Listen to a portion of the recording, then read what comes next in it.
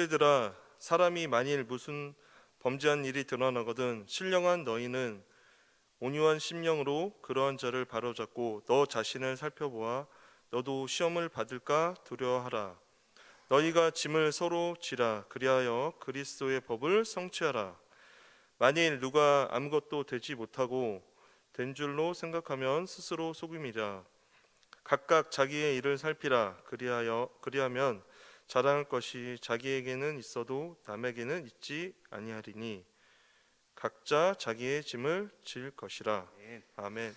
질문 하나 하고 시작하겠습니다. 사람은 혼자 살 수 있을까요? 네. 그러면 혼자보다 둘이 더 좋으신가요? 네. 오늘 말씀을 준비하면서 제가 곰곰이 생각을 해봤습니다. 내가 현재 혼자 살면 어떨까? 좋을까?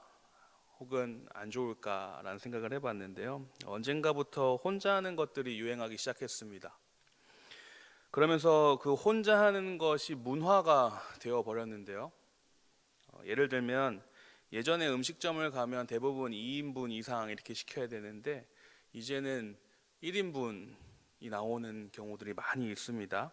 그래서 이제는 혼밥, 그래서 1인식을 준비되는 곳이 많아졌고요. 자리도 이렇게 2인석으로 준비되는 곳이 많았는데 이제는 1인석도 준비되는 곳이 많고요. 또한 빨리빨리 문화가 우리에게 있죠. 그래서 빨리빨리 문화에 점점 누군가와 관계를 맺는 것 자체가 불편해지는 그런 문화가 우리나라에 생겼습니다. 그래서 요즘 젊은 세대들 생각해 보면요, 무언가 말로 하는 것 그리고 전화하는 것 하려 하지 않습니다. 워낙 텍스트 문화가 빨라서 엄지족이라고 하죠. 모든 걸 다 엄지로 해결을 합니다. 저희가 예전에 짜장면 시키려면 어떻게 했어요? 짜장면 집에 전화를 해서 여기 어딘데요? 뭐뭐뭐 주세요 라고 하잖아요. 이젠 그렇지 않습니다. 그냥 엄지로 다 하면 정말 빠르게 오죠. 불필요한 대화를 하지 않겠다라는 겁니다. 누군가와 대화하는 것조차도 힘들어하는 그런 상황입니다. 그래서 음식뿐만이 아니라요, 쇼핑부터 시작해서 심지어 친구와의 대화도 만나서 이야기하는 것보다 그냥 그 메신저를 통해서 대화하는 것이 더 재미있고 좋다라고 하는 그런 일들도 많이 있습니다. 그래서 이 혼자 사는 문화, 혼자 하는 문화에 대해서 좀 검색을 해보니까요, 놀란 것이 있는데요. 이 혼자 사는 것이 좋다라는 그 슬로건이 시작된 것이 그 1인 가구 유행이 2016년이라고 합니다. 그러니까 벌써 10년 전에 그 유행이 시작된 거예요. 그럼 어느 정도 지금 우리 삶에는 고착화가 되어 있다 볼 수 있겠죠. 어떠십니까? 혼자 있고 싶으실 때가 있으시죠? 혼자 있고 싶을 때가 분명히 있습니다. 제가 결혼 전에는 혼자 있는 시간을 참 많이 즐겼습니다. 그래서 조금 센치한 날에는 이렇게 이어폰에 노래를 탁 틀고 카메라 하나를 메고요. 그리고 참 낭만 있죠? 딱 하고 사람이 없는 어느 곳으로 갑니다. 그래서 마치 어떤 CF의 한 장면처럼 노래를 들으면서 카메라로 사진을 탁 찍으면서 혼자만의 시간을 이렇게 보내고 또 하나님을 만나는 시간을 보내고 자연들을 찍으러 돌아다니고 하는 그런 시간들을 즐겼습니다. 그러다 보면 이렇게 스트레스도 날아가기도 하고 좀 생각 정리도 되고 좋은 시간들을 많이 가졌는데요. 그런데 결혼을 하고 아이가 하나 둘씩 태어나니까 혼자만의 시간이 없어졌습니다. 물론 혼자만의 시간을 가질 수도 있지만 눈치가 보이기도 하고요. 그리고 또 가끔 삶이 고단하기도 하고 생각 정리가 필요할 때는 참 혼자만의 시간이 필요하기도 한데 눈치가 보이다 보니까 합법적으로 제가 혼자 있을 수 있는 시간, 화장실에 한번 들어가면 잘 나오려고 하지를 않습니다. 그래도 저는 아무리 생각해도 이 사람은 혼자 살 수 없다라고 저는 생각을 하는데요. 결론을 내리는데요. 혼자가 좋은 날도 있지만 매일같이 혼자 산다라고 생각을 하면 또 그만큼 외로운 일이 외롭지 않을까 생각을 해봅니다. 그런데 제 생각에는 다르게 요즘에는 이렇게 혼행 뭔지 아세요? 혼행? 혼자 하는 여행. 제가 좋은 거 알려드렸죠. 네. 이런 신조어들이 많이 생기면서요. 또 뭐 혼캠, 혼영, 혼자 영화 보러 가는 거. 네, 그런 것들이 많이 생기면서요. 1인 문화가 열풍이 불고 세상과 문화가 초개인화가 되고 있습니다. 이런 나홀로 문화는 어떠한 경제 불황이나 취업난 그리고 또 개인주의 등에서 비롯된 2030 세대의 슬픈 자화상이기도 하지만요. 삶에 지친 사람들이 온전히 자기 자신만을 위해서 여가 시간을 갖는다라는 어떠한 장점도 있기는 합니다. 그런데 심각한 부작용이 있죠. 바로 이 관계 가운데에서 무관심이라는 겁니다. 초개인화가 되면서 남을 별로 신경 쓰지 않는 상황들이 생긴다라는 건데요. 남들에게 점차 무관심해지고 있습니다. 혼자가 점점 편해지고 있다라는 것이죠. 내 앞에 어떤 사람이 어떤 일이 벌어져도 관심 밖의 일입니다. 어떤 문제와 얽히고 싶지 않아 하는 사람이 많아지고요. 또 나의 목표를 달성하기 위해 바빠서 남을 신경 쓰지 못한다라는 그런 삶을 살아가는 세상입니다. 그런데 이렇게 개인화되어 있는 것, 또 그런 문화, 이 무관심한 관계가 안타깝게도 우리 교회 신앙 공동체 안에도 들어오고 있다라는 사실인데요. 이 혼자 하는 신앙생활, 사람들과 관계하고 소통하지 않으려 하는 마음, 이런 것들이 슬금슬금 자리를 잡고 있다는 겁니다. 성도들을 많이 만나고 신방을 하다 보면 이런 말씀들을 하시는 분들이 꽤 계세요. 그냥 예배만 드리고 조용히 신앙생활하고 싶습니다 라고 이야기를 하시는 분들이 꽤 많이 계십니다. 조용히 신앙생활 하는 것이 무엇인지는 저는 잘 모르겠습니다. 그런데 그냥 예배만 드리고 좀 나 어떠한 걸 터치받고 싶지 않다라고 표현을 하시는 것 같아요. 그런데 이것이 코로나 이후에 더욱 극대화됐습니다. 교회는 신앙 공동체인데 이 코로나 이후로 이 공동체가 많이 무너졌습니다. 이 공동체성이 너무 많이 흐트러졌습니다. 그래서 결국 우리 교회 안에서도 이 모이는 것 자체를 어색해 하시는 분들이 많아졌다라는 것이죠. 하지만 하나님은 우리가 공동체성을 회복하기를 원하고 계십니다. 왜냐하면요, 우리는 신앙 공동체이기 때문입니다. 초대교회는 거룩하고 사랑이 풍성한 신앙 공동체였습니다. 그리스도인들은 성령으로 거듭난 사람들이었고요. 당시의 그리스도인은 세상 사람들과 전혀 다른 생활 방식으로 살아가던 이들이었습니다. 주님 앞에서 항상 자신을 돌아봤기 때문에 세상과는 구별된 삶을 살아갔고요. 그리고 순결하고 절제하는 삶을 살았습니다. 그리고 다른 사람에 대해서는 사랑과 온유와 긍휼을 베푸는 삶을 살았습니다. 이렇게 초대교회는 열정적인 믿음의 공동체였고 거룩하고 순결한 공동체였습니다. 그리고 어둠 속에 별과 같이 찬란하게 빛나는 그런 공동체였습니다. 이런 공동체가 신앙 공동체입니다. 하나님께서 이어주신 신앙 공동체입니다. 이 신앙 공동체, 우리 이 신앙 공동체를 어떻게 강화시킬까? 어떻게 회복해야 할까? 어떻게 회복시킬 수 있을까? 특별히 우리가 5월을 시작하면서 이 가정의 달을 맞이하여서 또 가정 신앙 공동체는 어떻게 회복을 할 수 있을까? 어떻게 강화시킬 수 있을까를 오늘 말씀을 통해서 알아보고자 합니다. 이 바울은 갈라디아 교인들에게 하나의 공동체로서 그들이 상호 협력하고 또 서로 보완하고 하는 그 사랑의 공동체를 이루어 갈 것을 강력하게 권면을 합니다. 특히 6장은 이 신앙 공동체를 위하여서 기본 교훈들이 나와 있습니다. 오늘 말씀에 두 가지 짐이 나오는데요.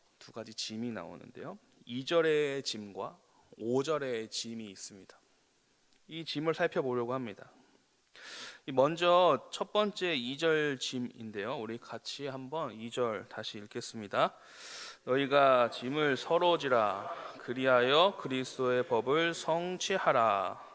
쉬운 성경에는 이렇게 나와 있습니다. 여러분 서로 다른 사람의 짐을 들어주십시오. 그것이 그리스도의 법을 이루는 길입니다 라고 말씀합니다. 이 2절의 짐은 하나의 공동체로서 짊어져야 할 공동의 짐을 이야기합니다. 그러니까 함께 질 짐을 이야기합니다. 짐을 왜 서로 지어야 할까요? 그리스도의 법을 성취하기 위해서라고 말씀을 합니다. 그러니까 그리스도의 법을 성취하기 위해서 우리는 공동의 짐을 같이 지어야 한다라는 겁니다. 이 그리스도의 법은 율법을 뜻하는 것이 아니라 하나님이 원하시는 그리스도인의 생활을 이야기합니다. 그러니까 그리스도인이라면 어떻게 살아야 할까를 말해주는 것인데요. 그래서 그리스도인이라면 해야 할 일은 공동체 안에서 서로의 짐을 같이 지어야 된다라는 말씀인데요. 우리가 신앙 공동체 안에 있다면 서로 짐을 지어야 합니다. 이것이 하나님께서 원하시는 그리스도인의 생활이 됩니다. 그렇다면 이 짐은 무엇일까요? 신앙생활을 방해하는 시험거리들, 공동체를 방해하는 것들, 성령 충만함을 방해하는 것들을 의미합니다. 이런 짐을 서로 지라는 것인데요. 그러면 서로 어떻게 지어가야 할까요? 1절 말씀 보시면요, 범죄한 일이 드러나거든 신령한 너희는 그러한 자를 바로잡아라 라고 말씀을 합니다. 이 범죄한 일은 진리에서 벗어나 넘어짐이라는 뜻을 가지고 있는데요, 즉 성령을 따라 행하는 삶에서 벗어난다라는 의미입니다. 윤리적인 측면의 범죄도 있고요, 성령을 거스르는 육체의 일을 말하기도 합니다. 그래서 이 공동체 안에 우리가 속한 이 공동체 안에 누군가가 넘어지고 쓰러지고 떠나려고 하는 그들의 모습을 볼 때에 그 짐에 짓눌려서 헤어나오지 못하는 상태에 있는 그 사람들, 즉 신앙생활을 방해하는 시험거리들, 공동체 생활을 못하게 하는 그 시험거리들, 성령 충만함을 방해하는 것들에 짓눌려서 어려움에 빠진 이들을 본다면, 우리가 그들을 본다면 신령한 너희가 그들을 바로잡아 주어라 라고 하시는 말씀입니다. 실족한 그리스도인들을 회복시켜라 라고 명령하시는 거예요. 그들을 도와주며 함께함으로 보다 쉽게 그 어려움을 극복할 수 있도록, 그들이 그 어려움을 극복할 수 있도록 도와주고 그 짐을 서로 지라라고 말씀을 하십니다. 근데 여기서 우리가 생각해보고 조심해야 할 부분이 있는데요, 우리가 버려야 할 그 무관심 마인드가 있다라는 겁니다. 미안하지만 나는 그렇게 신령하지가 않아. 미안하지만 나는 도와줄 여력이 없어. 라는 그런 마음들, 내 앞가림도 하기 바빠 라고 하면 안 된다라는 거예요. 왜냐하면 신령한 사람은 성령을 쫓아 행하는 모든 사람을 이야기합니다. 그러니까 누군 되고 누군 안 되고가 아니라 모든 사람을 이야기를 합니다. 모든 그리스도인들을 이야기를 해요. 그래서 특별한 은사를 가진 사람을 말하는 것도 아니고 교회의 지도자를 칭하는 것도 아닙니다. 성령을 받은 갈라디아 모든 성도를 말하는 것이었습니다. 그래서 신령한 모든 그리스도인 우리들입니다. 이 우리들은 공동체 안에서 서로 짐을 지어야 하는 책임이 있는 자들입니다. 무슨 어떠한 영적 엘리트들을 말하는 것이 아닙니다. 우리 모두가 이 공동체 안에서, 사랑 공동체 안에서 함께 한다면 그 서로 짐을 지어줘야 한다라는 말씀입니다. 그런데 여러분, 이것을 오해하면 안 됩니다. 범죄한 일을 바로잡는다라는 것, 비난하고 책망하기에 힘쓰라는 것 아닙니다. 이렇게 지적하고 너가 그래서 그런 거야 라고 계속 지적하고 하는 그런 것을 이야기하는 것이 아닙니다. 그것은 서로 짐을 지는 것이 아닙니다. 그래서 우리가 먼저 해야 할 것이 있는데요, 내 자신을 뒤돌아봐야 합니다. 1절 하반절 보시면 너 자신을 살펴보아 너도 시험 받을까 두려워하라 라고 말씀을 하세요. 이 땅의 모든 인간들은 다 죄인이죠. 다 죄인입니다. 그리고 모두 연약하기 짝이 없는 존재들입니다. 그렇기 때문에 다른 이들의 잘못을 정죄하기보다는 그 앞서 나를 뒤돌아봐야 합니다. 먼저 내 모습을 뒤돌아보고 나도 역시 그들처럼 연약하다라는 그 사실을 인정하고 서로 짐을 지어야 합니다. 중요한 것이 서로라는 거예요. 서로. 언제는 내가 범죄한 사람이 될 수 있는 것이고요, 언제는 누군가가 범죄한 사람이 될 수 있습니다. 언제는 내가 바로잡아주는 교정의 사람이 될 수도 있고요. 언젠가는 누가 나를 교정해 줄 수 있는 그런 상황도 올 수 있다라는 겁니다. 무조건 내가 교정해 줄 거야 라고 하면 안 된다라는 것이죠. 그것은 큰 교만의 시작이 됩니다. 사랑하는 성도 여러분, 혹 내가 넘어지는 중에 있다면 나를 교정해 주는 자에게 감사해야 합니다. 제가 고등학생들을 담당했던 때가 있는데요. 꽤 오랜 시간 고등학생들을 담당한 적이 있습니다. 이 친구들이 참 힘든 인생을 살죠. 3년이라는 시간을 쪼여서 대학 입시에 성공하고자, 원하는 대학에 들어가고자 참 열심히 달려가는 친구들인데요. 그때이잖아요. 그래도 그렇게 힘든 몸과 마음을 이끌고 교회에 와서 예배를 한다는 것이 참 감사한 일입니다.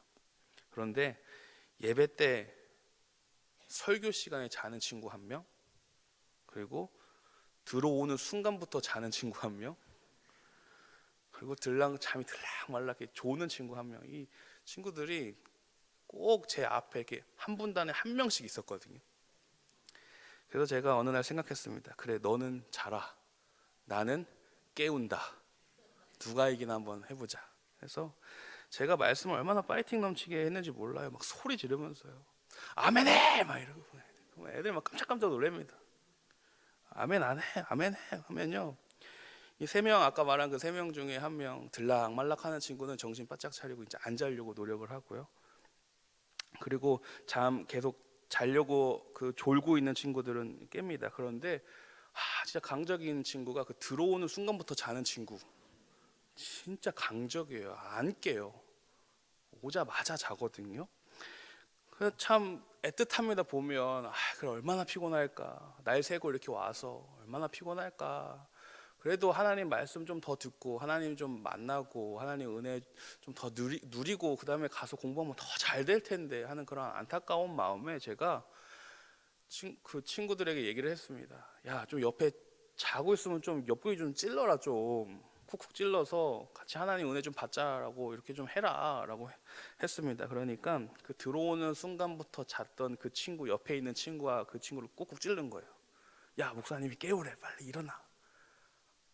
그리고 나서 예배를 마쳤습니다. 그런데 그 쿡쿡 찔렀던 친구가 저에게 찾아왔어요. 목사님, 왜 그런 거 이제 시키지 마세요. 왜? 그 친구가 너나 잘해 라고 했대요. 내가 자는데 너가 뭔데 날 깨우냐라고 했다라는 거예요. 얼마나 상처가 됐으면 찾아와서 목사님 그런 거 이제 시키지 마세요. 나는 정말 선한 의도로 함께 예배하고자 하는 그 마음을 전하는 것인데 그걸 받은 친구의 마음은 나를 귀찮게 하는 어떠한 간섭 따위로 여긴 것이죠. 너무 그 얘기를 듣는데 속상했습니다. 여러분, 내가 넘어지는 중에 있다면 나를 교정해주는 이에게 감사해야 합니다. 사랑의 공동체이기 때문에 그래요. 우리가 사랑의 공동체가 아니라면 잡아주지도 않습니다. 넘어지라고 냅두는 것이죠. 그런데 우리는 사랑 공동체 안에 있기 때문에 내가 넘어지려고 할 때 그들이 나를 잡아주는 겁니다. 그때 너가 뭔데 나를 잡느냐 하는 것이 아니라 그 잡아줌에 고마움과 감사함을 느껴야 된다라는 것이죠. 두 눈 누릅뜨고요. 누가 누굴 가르쳐 하는 것이 아니라 나의 짐을 나눠 짊어주는 그런 이에게 감사해야 합니다. 그리고 반대로 누가 넘어지고 있는 중에 있다면 그거 우리가 가서 손 잡아줘야 됩니다. 이 말씀을 계속 오해하면 안 되는 게 이 말씀은 나에게 적용해야 됩니다. 남에게 적용을 하면 안 돼요. 거봐, 김집사 좀 짐 좀 지르잖아. 이렇게 적용을 하면 안 되는 거죠. 내가 짐을 지어야 된다라고 생각을 해야 됩니다. 서로 짐을 지어주는 저와 여러분이 되기를 소망합니다. 이럴 때 우리 신앙 공동체는 하나님께서 주시는 그 크신 은혜를 받아 누릴 수가 있다라는 사실이에요. 하나님의 그 크신 은혜, 그 크신 사랑으로 하나 되는 우리 공동체 되기를 축복합니다. 이 두 번째 짐을 살펴보려고 하는데요. 이 두 번째 짐은 5절 말씀인데요. 우리 5절 함께 읽겠습니다. 각각 자기의 짐을 질 것이라. 쉬운 성경을 찾아봤는데요. 사람은 저마다 자기 일에 책임을 져야 합니다 라고 나와 있습니다. 말씀하시는데요. 그래서 이 5절에서 바울은 각각 자기의 짐을 지어라 라고 이야기를 합니다. 2절에 언급된 짐은 어떤 짐이었죠? 공동의 짐이었습니다. 그러니까 바위와 같이 큰 무거운 짐을 서로 들어야 하는 상황인 건데, 지금 이 5절의 짐은 각각 개인의 짐입니다. 그러니까 내가 맬 수 있는 짐을 이야기를 하는 거예요. 그래서 각각 부여된 의무 혹은 책임을 이야기하는데요. 이 짐은 공동체를 위한 공동체 구성원이 개개인 짊어지어야 하는 그 짐이다라는 사실입니다. 조금 더 쉽게 얘기를 할까요? 그냥 내가 해야 할 일을 얘기합니다. 그 공동체 안에서 내가 감당해야 할 일을 이야기를 합니다. 어떠한 공동체이든지 내가 소속해 있는 그 곳에서는 내가 해야 할 일들이 있습니다. 예를 들면 학교라는 공동체에서 교사라는 가르치는 역할이 있고요. 또 책임이 있습니다. 학교에서 학생들은 교육을 받는 위치에 있는 것이죠. 그게 반대로 될 때에 문제가 생깁니다. 만약 역할과 그 책임에 갈등이 생긴다면 그거는 무너질 수밖에 없는 것이죠. 가정도 마찬가지입니다. 이 부모는 자녀를 양육해야 하는 것이 있고요. 또 자녀는 부모에게 효를 해야 됩니다. 이렇게 부모와 자녀가 짐을 미루거나 내가 상관할 게 아니다라고 한다면 그 공동체는, 가정은 무너질 수밖에 없습니다. 이 짐은 누가 대신 지어줄 수 있는 것이 아니라 내가 지어야 하는 그 짐입니다. 그리고 그 책임을 누구에게도 전가시킬 수가 없습니다. 공동체를 위해서 그냥 꼭 내가 지어야 하는 짐을 이야기합니다. 그래서 바울은 공동체 가운데 각자가 이러한 책임의 짐을 잘 져야 한다고 명령을 하고 권면을 하고 있습니다. 공동체를 위해서 자기의 짐을 지으려면 해야 할 것들이 있는데요. 짐을 지어야 되는데 뭘 지고 가야 될지를 알아야 되잖아요. 그러니까 자기의 짐이 무엇인지를 알아야 됩니다.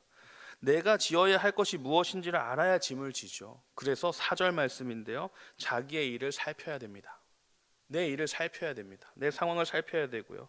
이 살피라는 원어의 의미는 분별하다, 시험하다, 증명하다라는, 불로 금을 연단하다라는 뜻을 가졌는데요. 그래서 자기 자신을, 그리고 자기 일을 좀 세심히 살피고 바라보는 겁니다. 시험하고 연단하고 내 짐이 무엇인지 깨닫고, 그래서 그 짐을 확인하고 그리고 그 짐을 짓고 가는 겁니다.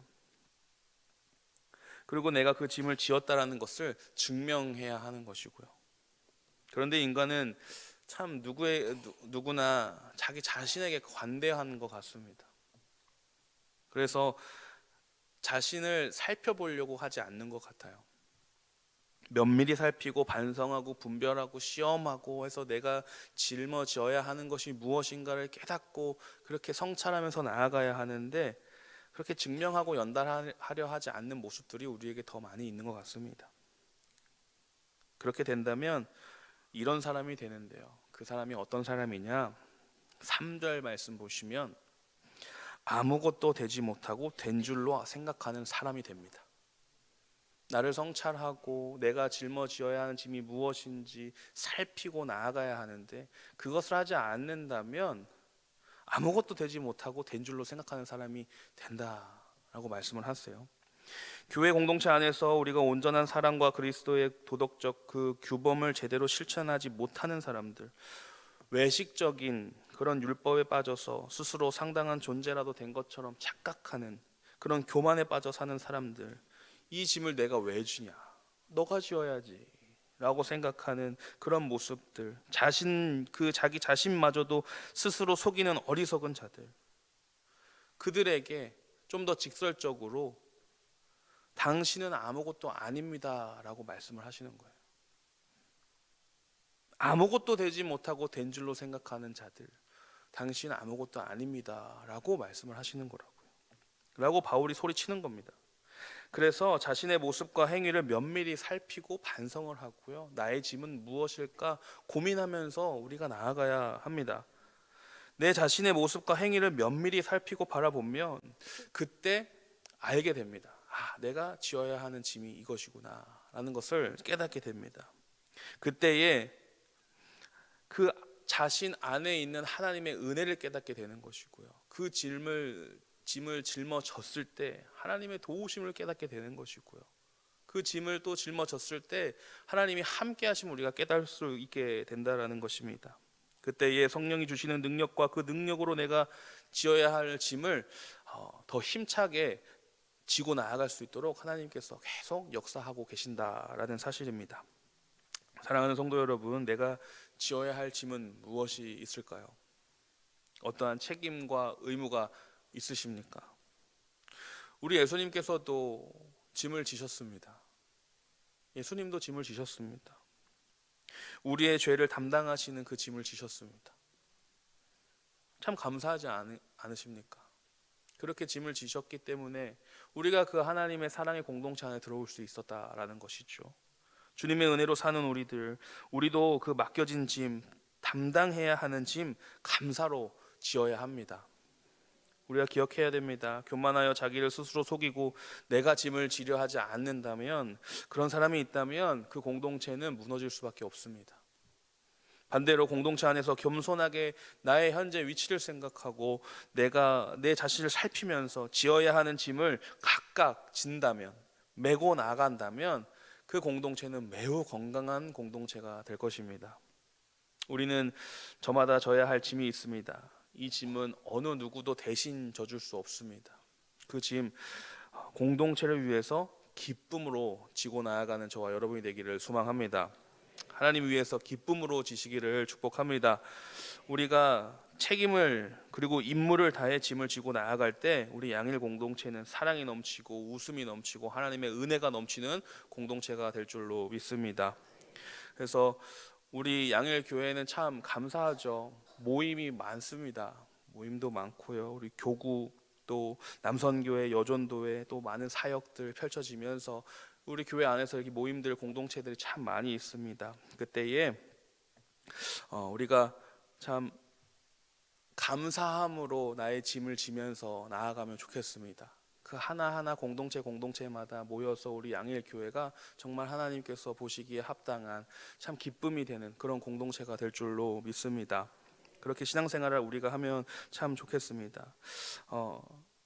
이 바울이 외친 한 공동체를 유지하기 위해서 공동체 전체가 함께 져야 할 짐이 있고 내 개인이 지어야 할 짐이 있다라는 것을 우리가 알게 되었는데요. 이것을 꼭 기억하면서 신앙생활을 하면 좋겠습니다. 그래서 저는 또 무엇이 기대되냐면요. 우리 6월 6일에 뭐가 있죠? 다 아시죠? 네, 갑자기 제가 짐을 드렸나요? 다 나오실 줄로 믿습니다. 네, 큰일 났습니다. 다 나오실 줄로 믿습니다. 네, 나오셔서 공동체 회복하시고 같이 땀 흘리시고 즐겁게 우리 부대끼면서 즐겁게 또 웃으면서 교제할 때 우리 안에 막혔던 담들 다 무너지는 것이고요. 하나님 사랑 더 느끼는 것이고 그렇게 우리가 신앙생활 즐겁게 해야 됩니다. 다 나오셔서 정말 정 나누시고 끈끈함이 풍성해지기를 축복합니다. 그래서 우리가 그렇게 모여서 즐겁게 신앙생활 함께 하고 우리의 짐 서로 함께 지고 공동의 짐 지고 또 나의 각자의 짐을 지었을 때에 하나님께서 우리 양일 공동체 사랑으로 하나 되게 시켜주실 줄로 믿습니다. 우리 양일 공동체 하나님께서 기뻐하시는 신앙 공동체로 또 부흥시켜 주시고 또 더욱 응원해 주실 줄로 믿습니다. 기도하겠습니다. 사랑과 은혜가 풍성하신 하나님 아버지, 오늘 말씀을 통해서 신앙 공동체의 참된 의미를 되새기게 해주시니 감사를 드립니다. 세상은 점점 편한 것을 찾고 홀로 있는 것에 익숙해져 가고 있습니다. 내 앞가림하기도 바쁘다며 이웃에게 무관심해지는 그런 차가운 시대가 되고 있습니다. 주님, 그 가운데 우리의 임무가 무엇인지, 우리의 역할이 무엇인지 다시금 생각하게 해주심에 감사를 드립니다.